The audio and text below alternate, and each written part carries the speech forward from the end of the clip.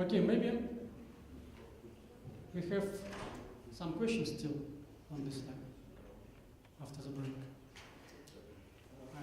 You mentioned about aggregation domains, which are a way to isolate different subcontexts or domain contexts, and you provide a facade to the upper layers. Kind of. Based on aggregation domain with several microservices. Yep. If I understand. But how do you manage to cope with the same data shared between different microservices? According to some Newman, this is anti-pattern to have the same database and to depend on the same database for several microservices. How do you manage to manage consistency? In terms of domain-driven design, you have some entity objects, like in our case product, and you have some value objects. So for example, your product could have independent lifecycle. It could be removed, updated, created. It's called entity object. But project in a support context, it's a value object which contains only ID, for example, or name, and could be managed inside of support context. So you don't have the same data. Sharing class. It's not the same class. Yeah. You're sharing only data. So this product could contain list of attributes, 15, hundreds, nevertheless. But this one could contain only ID and name. So you should not take this class in kind of jar and share this jar with a support context. But no. I changed the name here in the left context. I changed the name of the product. And how I manage the consistency of the services? It exists because you're using this ID in this side, and you know this ID. They're linked by ID. So in case you support, will got a ticket for supporting kind of product, you're asking about name of this product by calling sales context. So the support context should call every time on each call, should call the product from the sales context. Of course. It could call every time, or it could cache somewhere, just because this information not too frequently changed, product name. But you can, of course, specify some redemption period for which your cache will leave. Time to leave, yes. Yes, but master data and place of truth, of course, will be in a sales context. So your data will be eventually consistent somewhere? Yes, of course. Microservices, it's eventual consistency in any way. Between context. You have still the risk to use the old data, which is cached on the other side. Yes, this is trade-off.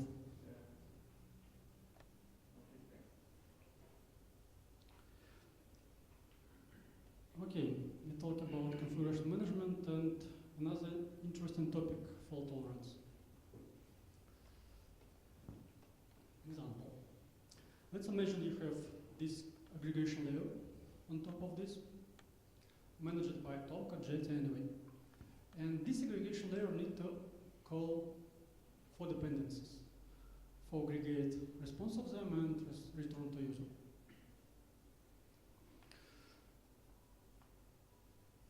In case of one dependency, will respond slowly or even goes down, but it's another case. Let's imagine this dependency will respond slowly. Then our container, Tomcat, by default it's about 200 threads only in default configuration.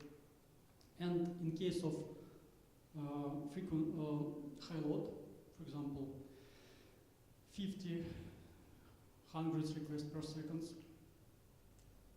will fill all this thread pool of Tomcat, and all these threads will wait response of this single dependency. Then when new requests come in to Tomcat, at Tomcat layer, they will go down to the requester with 503 or 504 response code, like service unavailable or gateway timeout, something like that. And of course it will break user experience. Customers will not be happy with this. And we need to kind of handle this situation, and we need to isolate this red dependency which behave not as expected somehow. Of course, all these dependencies need to specify SLA numbers of each server. For example, we need to know how fast this dependency need to respond to us. Maybe it's a second, maybe it's a 2 seconds. And based on this, as I said, we need to specify a fault tolerance strategy.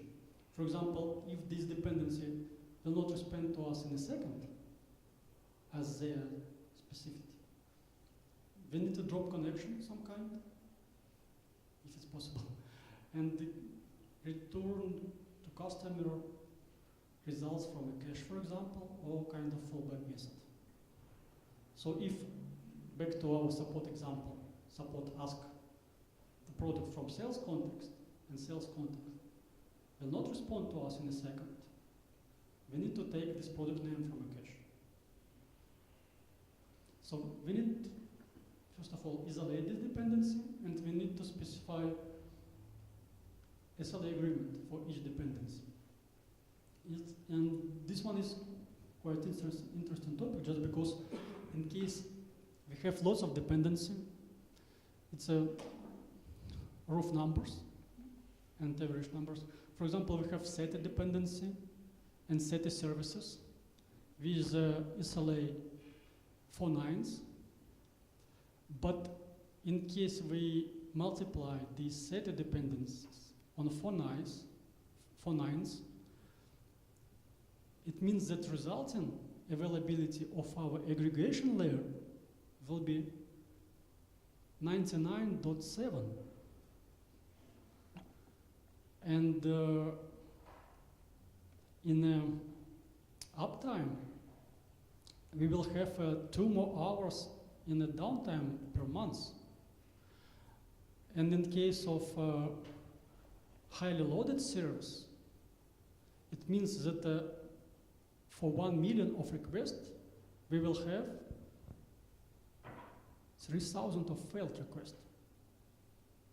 Maybe for some cases and for some services it's not a lot, but for another cases, maybe it's payment, maybe something critical functionality, this 0.3% it's a lot. So we need to keep in mind that all services could go down, and we need to somehow behave with that. In this case, we can utilize a pattern called circuit breaker. How it works? If we come back to this example,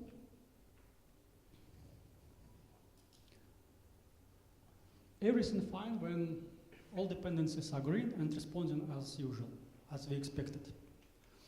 But in case one of the dependency goes down, we need to open this circuit breaker logically, and to each request, we need to say that this dependency unavailable, and you need to react somehow on this.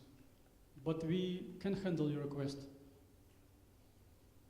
And this, as I said, need to be specific on a strategy, a fault tolerance strategy, how we need to behave in case of this dependency unavailable.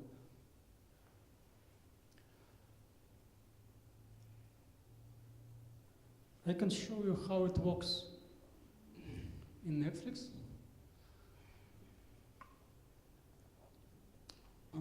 let's imagine you have a call at step 1, and step 2, we can handle it somehow, synchronous or asynchronously.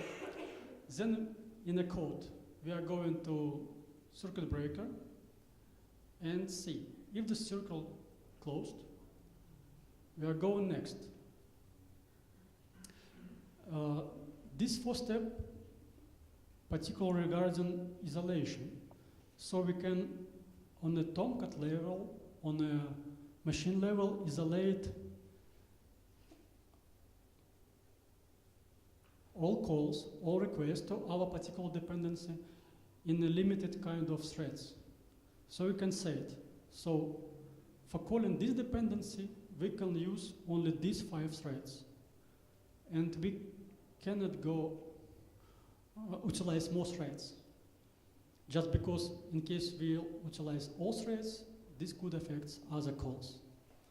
So in case thread pool is already utilized, for example, all paths 5 threads is utilized, our circuit breaker reject all following calls, and we go to the callback and behave somehow.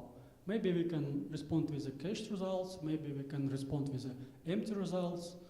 It depends on your strategy, but you will not utilize all the threads available on your machine. Okay, then going next. In case threads pool not utilized and you have some available thread, you can go next.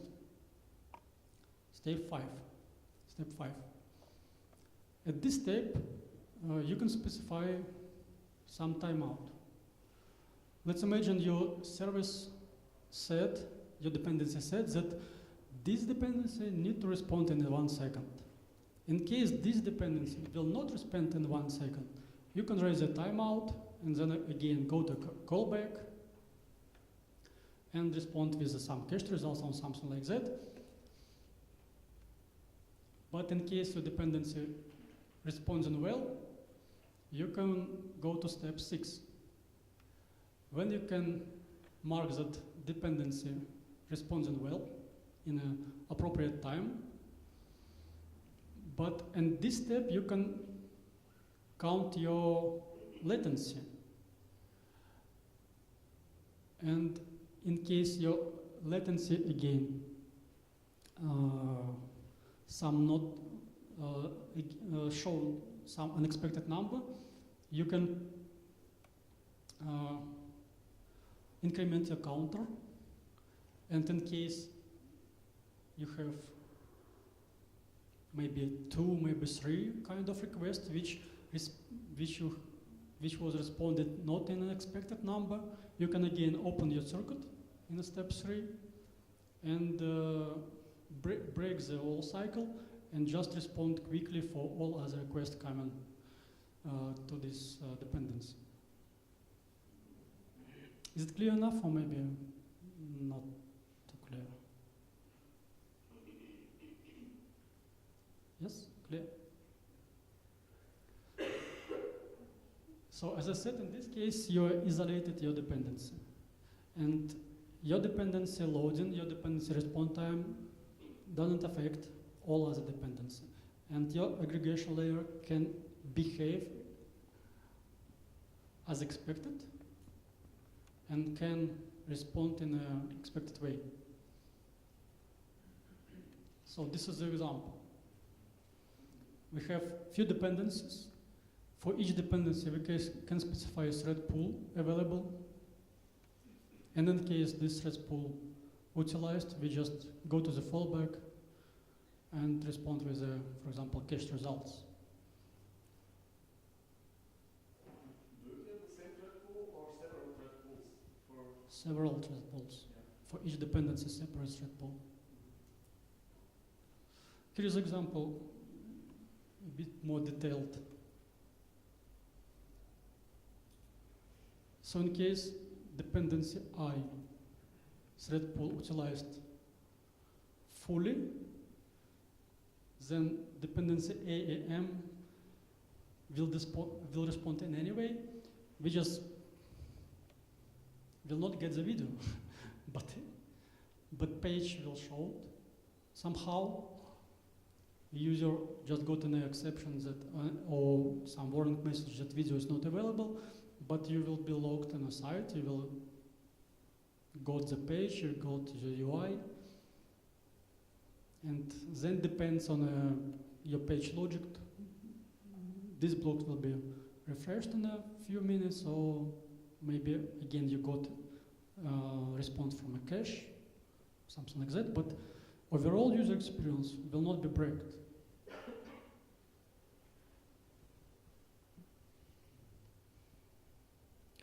Here is one more example, which can illustrate one more issue. For example, in case your dependency will not respond to you in expected time, you can get the results from the cache. But cache is one more dependency, which of course can't respond in expected time as well. Then you can add one more fallback when you can respond with the empty results, finally. So few levels of fallback.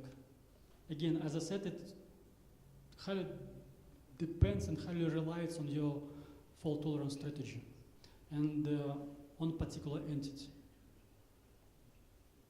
I mean, how critical this entity. For example, video on a video page, quite critical. But you can respond with some predefined results to this. Maybe some questions?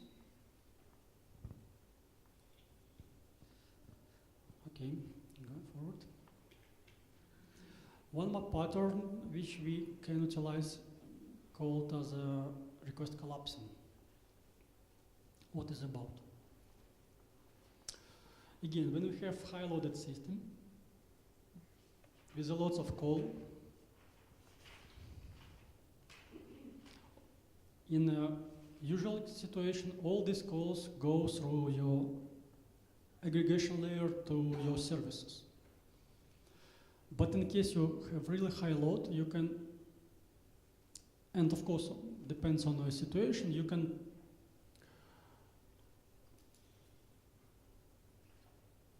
wait some time. In this case, and as Netflix doing it, they wait in 10 milliseconds. And they're not pushing all these requests through. They're asking dependency only one time, and then pass request from this dependency to all waiting requests. So they're doing kind of batching. All requests waiting, sometime for them 10 milliseconds. It's okay, but I'm sure that 100 milliseconds for usual case will be okay too. And then you can ask your dependency only one time. That's why you're making load of this dependency of these services much lower, and response with this this one response to all requests, all clients. Here is one more example of this. So you're forming a queue, counting 10 milliseconds. Then you're executing and invoking only one request to dependency, assigning this response to all your requests and responding back to initial request. Again, this all could be done in isolation, I mean in our thread pool defined on the previous part.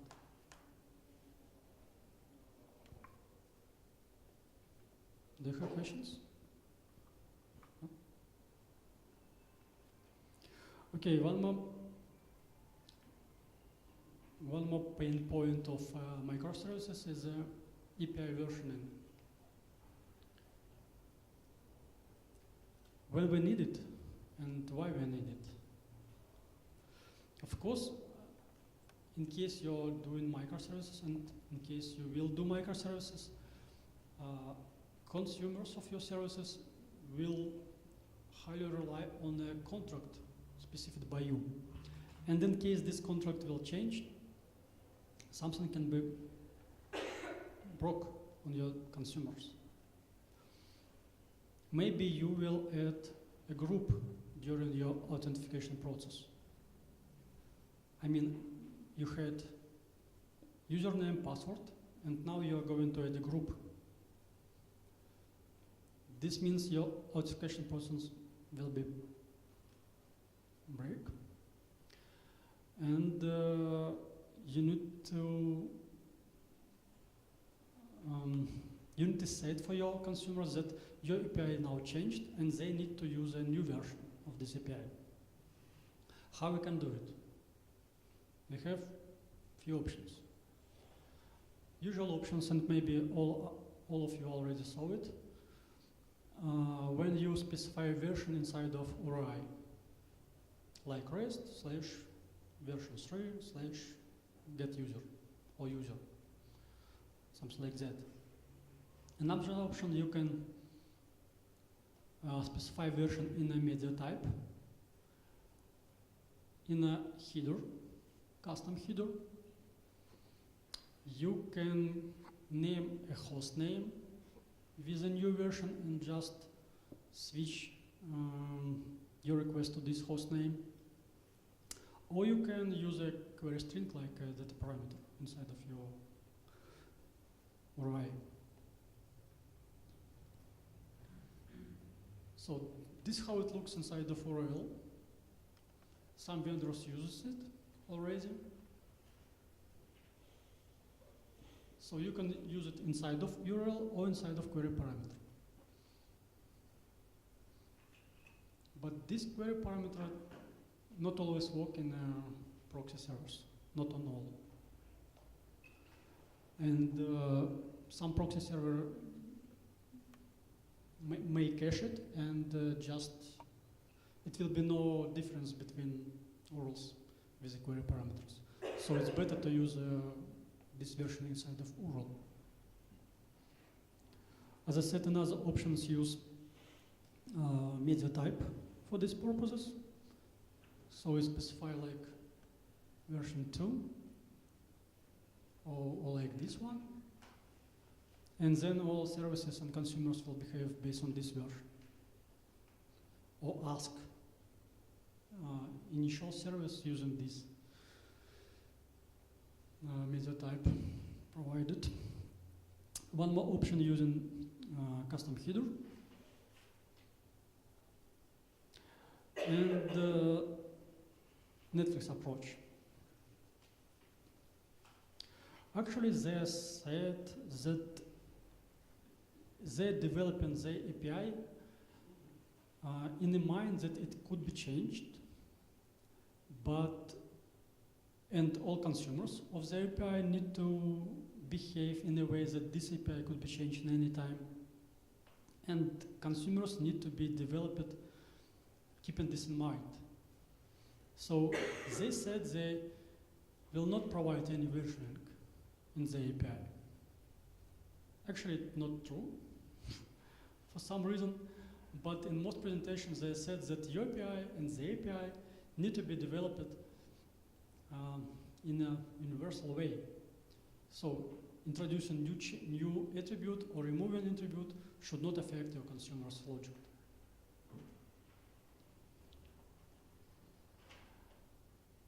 Okay, and I have a few examples of big players, how they're using versioning in their API. As you can see, lots of vendors, lots of products, lots of players using versioning inside of URI. For example, Twitter, Atlassian, Google Search, Facebook, even Netflix. Some more examples, all of them using versioning in URI. Most of them.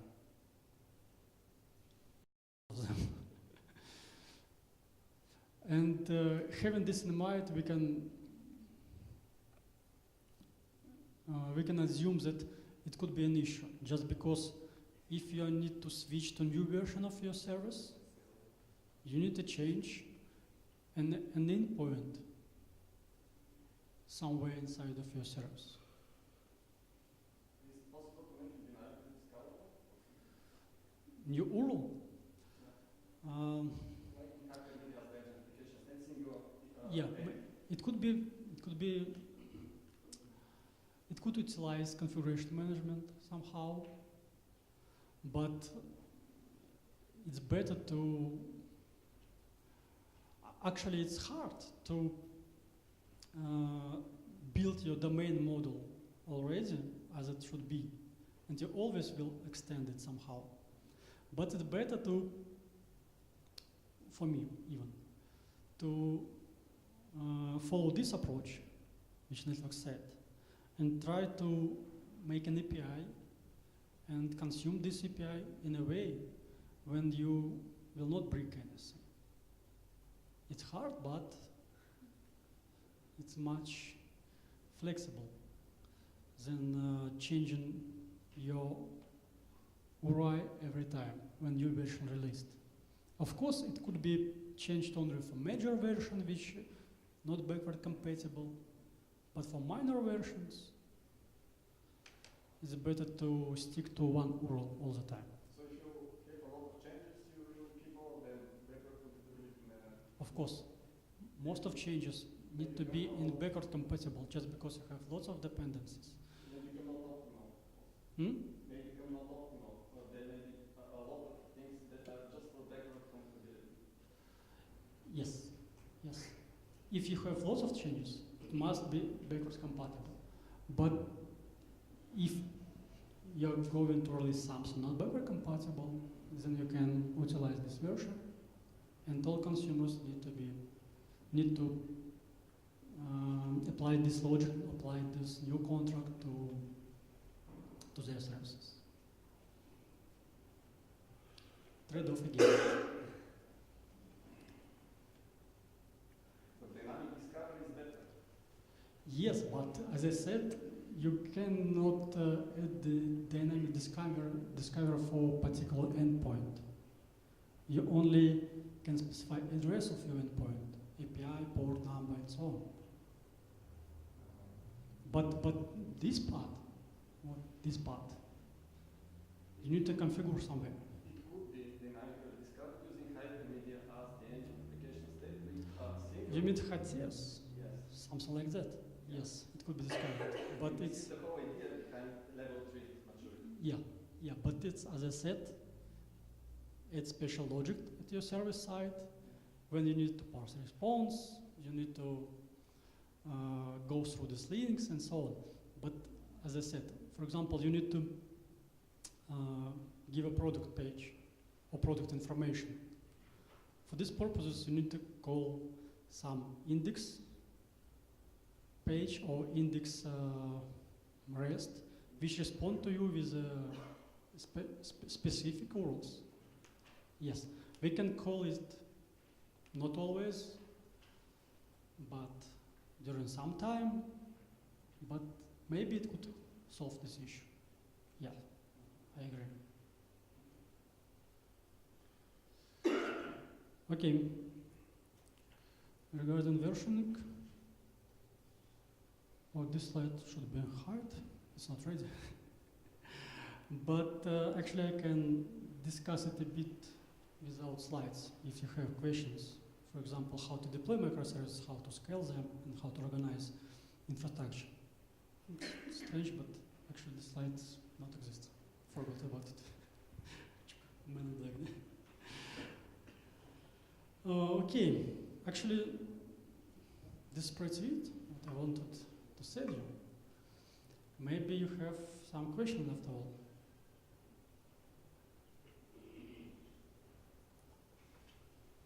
So if you change the media type, which is the representation, which is independent from the internal representation of the service, how you distribute the changes? Should you publish all client code for every service that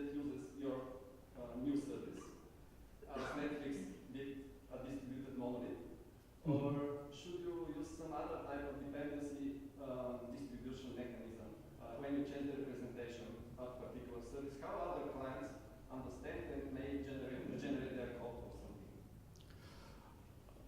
something? So the question is, in case you change content in all media type, how you need to know all other clients, all other consumers that this content type changed. Yes, as I said previously, you need to specify it's a kind of agreement among the teams available. You need to provide explicit and fully documentation for all services available. But this is human effort. Of course, It of would course. be automatically done. It's better to be automatically generated. Yes, and there is a way how you can generate it automatically. But for generating it automatically, anyway, human need to do something. Any write some annotation under the methods or something like that. So in order to, it will be generated in a kind of documentation, specification of your service and go to and distribute it among the team. But this is not automatic deployment. This is human. There are human steps in this process. It Yes. should be automatic. But the question is how we can let all consumers know that something changed in our contract, right? Okay, they know, but is it possible they to update to the new contract automatically? Nope, absolutely. As I said, there are two approaches, like networks do right now, distributing a client for each service Yeah. to every consumer. This is solution, but not maybe. This solution, but it co-allows Yeah. couple service, and even networks engineers said that they don't like, and they call it as a distributed monolith. And it's really hard to make changes in your service, and then you need to make changes in your client, and it gives you a dependency of other teams to your client. As I said, it coupled all teams together, and it's just a monolith, actually. So there's no way. You just need to provide documentation for your changes, and all other teams which need to consume the changes that just need to use the documentation and consume changes in an appropriate way. In the REST style, there is not obligatory but optional element. There are different media type plugins that could be automatically downloaded from the client to handle different media types. Mm-hmm. Like plugins that are automatically downloaded from the client.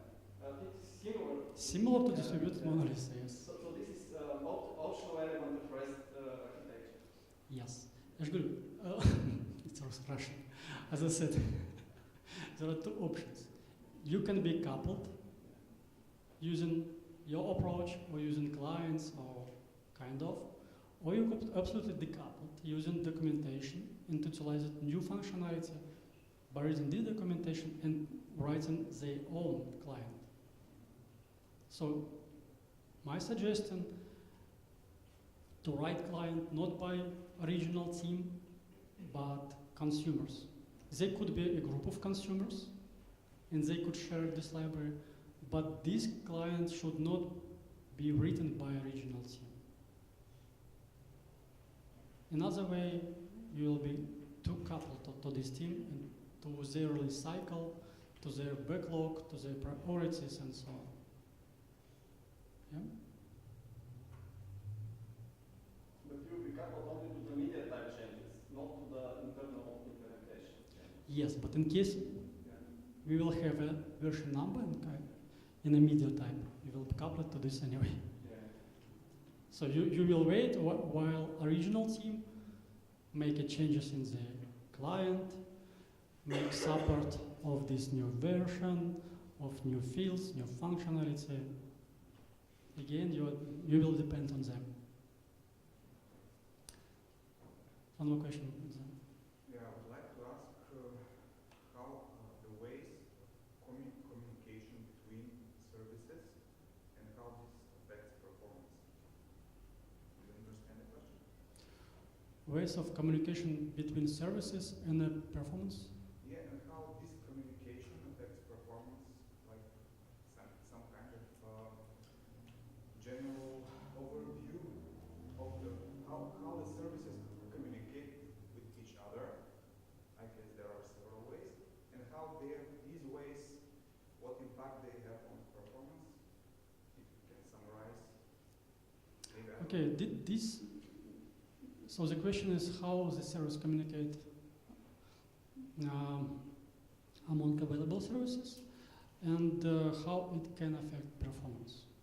Yeah. Just because we have distributed systems, distributed services, and of course we can rely highly on a network infrastructure, which could add a latency, of course. But let me show. But all communication need to be handled in this way. All dependency need to be isolated, and in case they're reaching some threshold on a performance, you should not wait forever while they responded or more than you expected. You should isolate this call somehow and react quickly on this. So if you fail, you can fail quickly.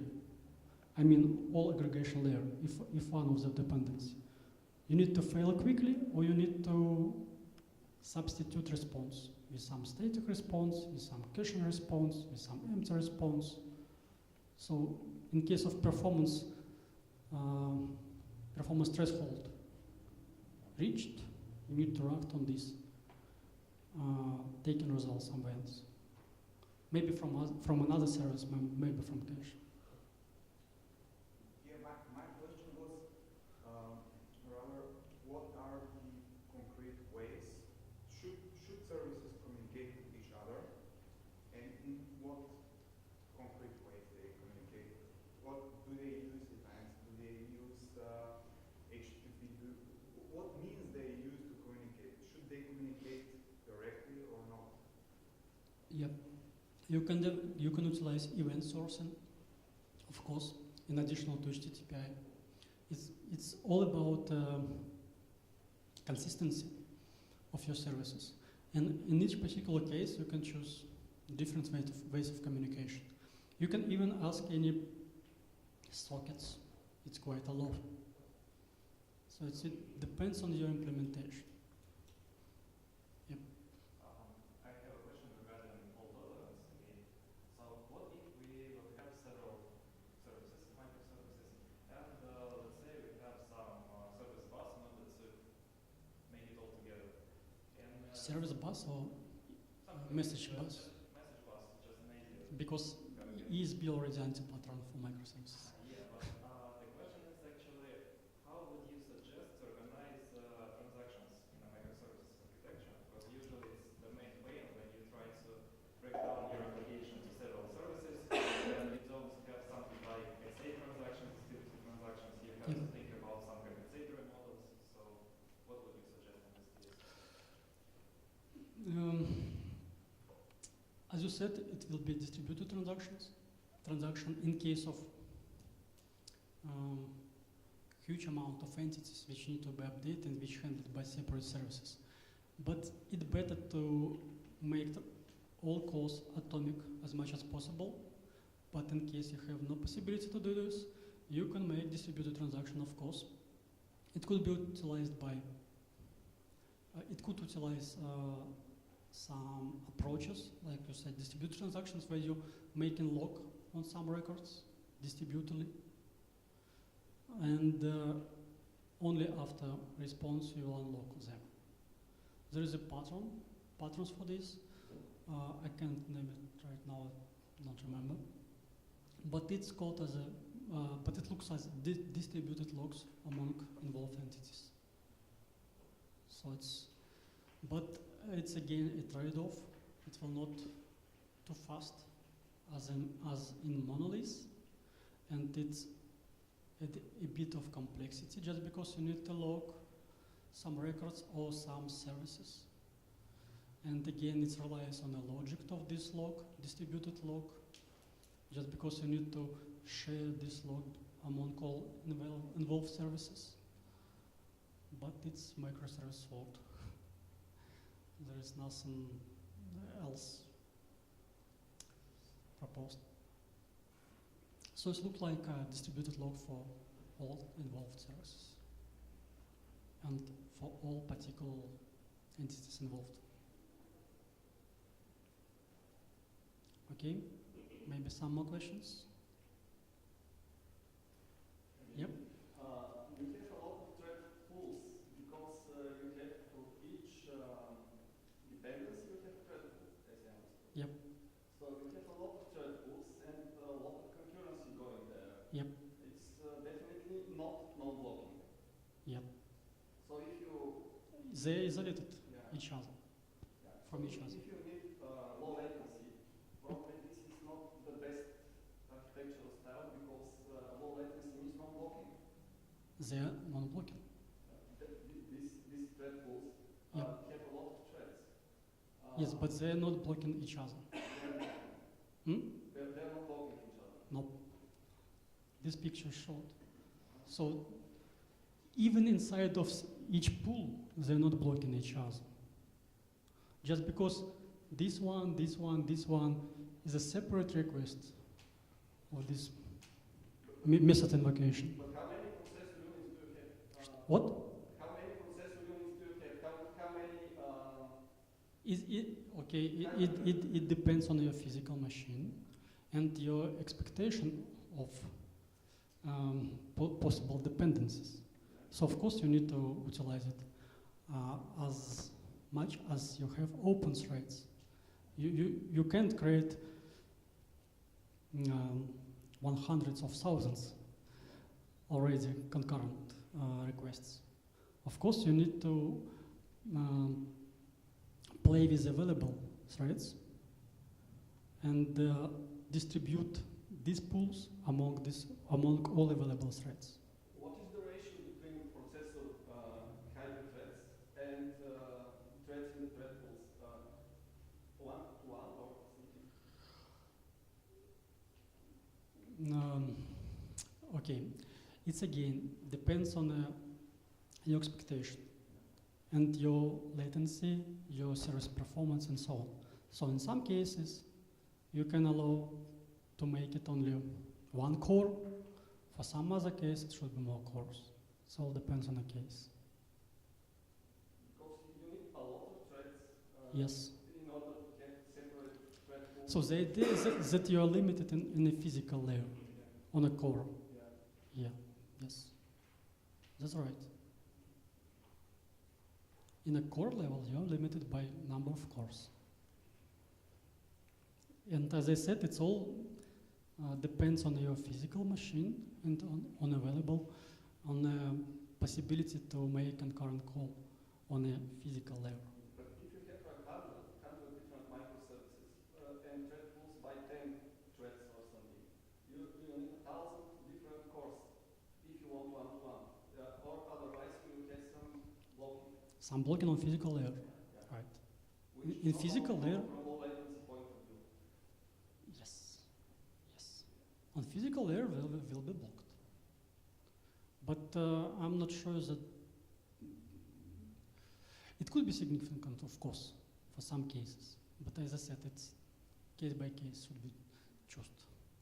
I mean your physical environment, your resource availability, number of cores and so on. So you have somehow to prioritize the threads how low latency require Yep. and then maybe more physical resources. Yes.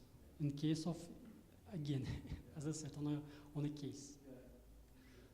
But I'm not sure that this situation will affect it a lot by cores, just because lots of logic inside and so on, they are not going in milliseconds. But again, in case you will need really low latency and you will high load and you're expecting high load, then of course you need to add more cores. But this is one solution. Another solution, you can distribute a load on more machines. So you can have one machine with 10 cores or 10 machines with one core. And you can play with this number. But thread pools are on the same machine, definitely. Yes, but you can make it smaller in case you have more machines. Again, as I said, it needs to be calculated in each particular case.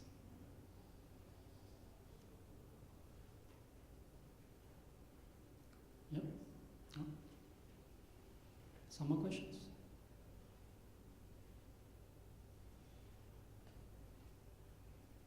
Okay, seems we are done. A bit quicker than planned, but anyway, thank you guys.